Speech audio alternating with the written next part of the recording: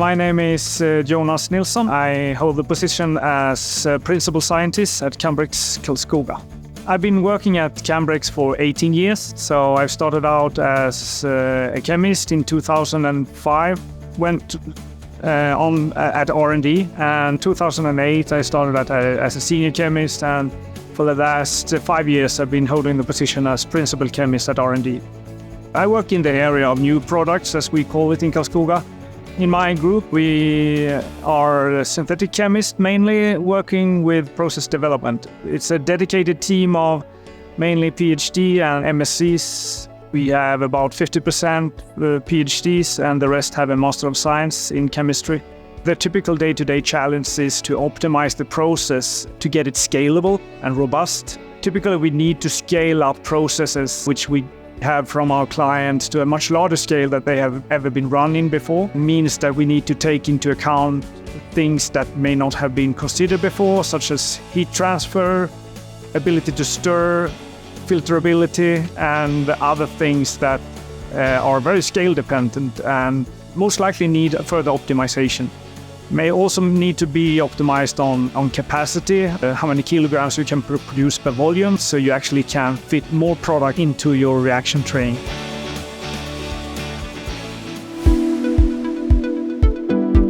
If you're talking about a typical new client to us, they are in early phase 3 or late phase 2, and they need to have a certain amount of material produced on their behalf to use for their clinical studies. So we get the process, and we start out with a familiarization. So familiarization means that we run through the process according to the customer's RFP.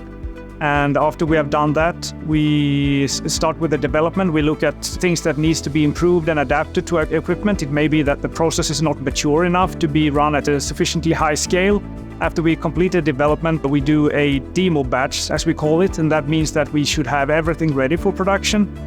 We should have all the documentation generated, and we make a mini production in our R&D facility with the intended process. And we also include the engineers, the analytical, the QC team for release, and everyone to make it like a mimic of a real production. This is the part where the R&D development process stops, and we transfer the process to production, then initiates their preparations for large-scale production.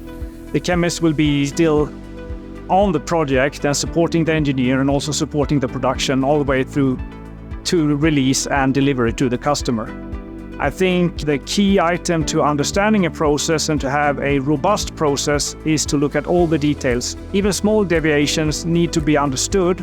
If you have a small deviation from the normal, if you don't understand it and just shrug your shoulders and move on, it will be a very big problem in the end. So therefore, this detail-oriented, where we follow up everything and actually make the knowledge about the process more extensive and a big value to the customer. Then obviously, the one very key item is quality. The one core item with quality is impurities.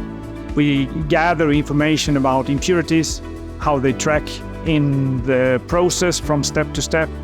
We keep this in our in-house made software as a database, so we know all the impurities, their fate, and how they purge, and how well they can be removed from the process to get a good quality API. We work also very closely to engineers and to analytical teams all the way through the development and all the way to the production. So the engineer actually has a lot of knowledge about the processes even before we go into the transfer to production. So the fact that we have integrated teams that are working very closely together, and we have a very open structure and very little hierarchy. Every project has its core team with the engineer, the analytical chemist, the project manager, the chemist, and also a QA representative. And we have this core team that is working very fluently and without any barriers between themselves. For my team working at the process development, we have a very dedicated team, and every chemist keeps his pride in making the best effort to meet the customer's expectations and also to exceed them, to generate a add-on value to the customer. So I think the dedication and the sensation of getting to own the customer's process together with the customer and developing it together with the customer is important.